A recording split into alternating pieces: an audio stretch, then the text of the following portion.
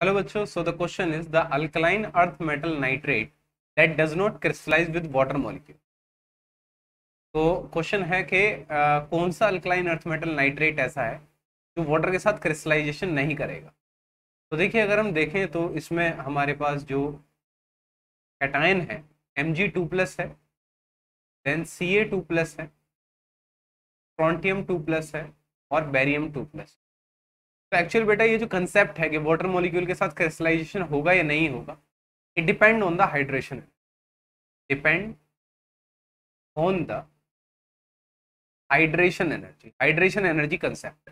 अब देखिए, hydration energy क्या होती है कि जब ये वाटर के अंदर जाएगा, जैसे Mg2+ की अगर हम बात करें सेपरेटली, ये स्मॉल एनायन है, स्मॉल कैटायन, और Ba2+ एक लार्ज कैटायन।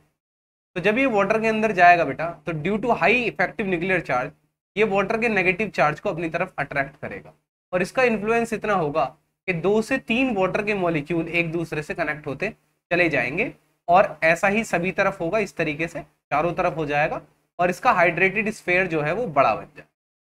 अगर हम Ba2+ की बात करें तो इसका इफेक्टिव न्यूक्लियर चार्ज इतना ज्यादा नहीं होगा, क्योंकि ये लार्ज कैटायन है।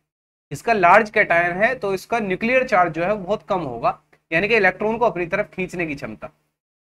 तो ये केवल इसका जो हाइड्रेटेड स्फीयर बनेगा वो छोटा बनेगा, क्योंकि इसका इफेक्टिव न्यूक्लियर चार्ज जो है वो कम।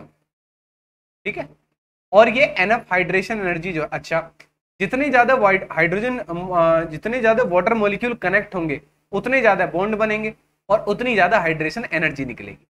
तो अगर मैं Mg2+ की बात करूं तो due to small size, high effective nuclear charge, more water molecule added, more bond formed and more hydration energy released। अगर हम यहां पर बात करें तो यहां पर केस उल्टा हो जाएगा और कहेंगे लेस हाइड्रेशन एनर्जी रिलीज्ड। अब लेस हाइड्रेशन एनर्जी अगर निकलेगी तो देखिए, नीचे जाते हुए क्या होता है, सोलिबिलिटी में ये होता है कि नीचे जाते हुए हाइड्रेशन एनर्जी भी जो है आपकी डिक्रीज होती है, ऊपर ज्यादा होती है नीचे कम, और लैटिस एनर्जी भी आपकी जो है नीचे जाते हुए डिक्रीज होती है।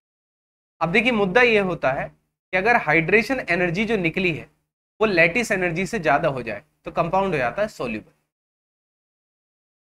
जो हाइड्रेशन एनर्जी यानी कि बॉन्ड फॉर्म जब हो रहे हैं तो जो एनर्जी रिलीज हुई है, अगर वो बॉन्ड तोड़ने में सक्षम है, बेरियम नाइट्रेट के, मैग्नीशियम नाइट्रेट के बॉन्ड तोड़ने में सक्षम है, तो बॉन्ड टूट जाएंगे और वो कंपाउंड सोल्यूबल हो जाएगा। लेकिन जो हाइड्रेशन एनर्जी निकली है वो बॉन्ड तोड़ने के बराबर नहीं है, यानी कि लैटिस एनर्जी के बराबर नहीं है, तो वो बॉन्ड नहीं टूटेंगे मैग्नीशियम नाइट्रेट के, बेरियम नाइट्रेट के, और वो कंपाउंड इनसॉल्युबल हो जाए।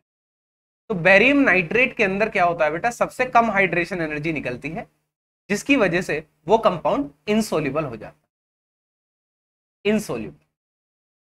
ठीक है, तो hence barium nitrate is the compound that does not crystallise with water due to its not exceptionally, due to its large size, which produce less hydration energy. So hence option C is the correct answer.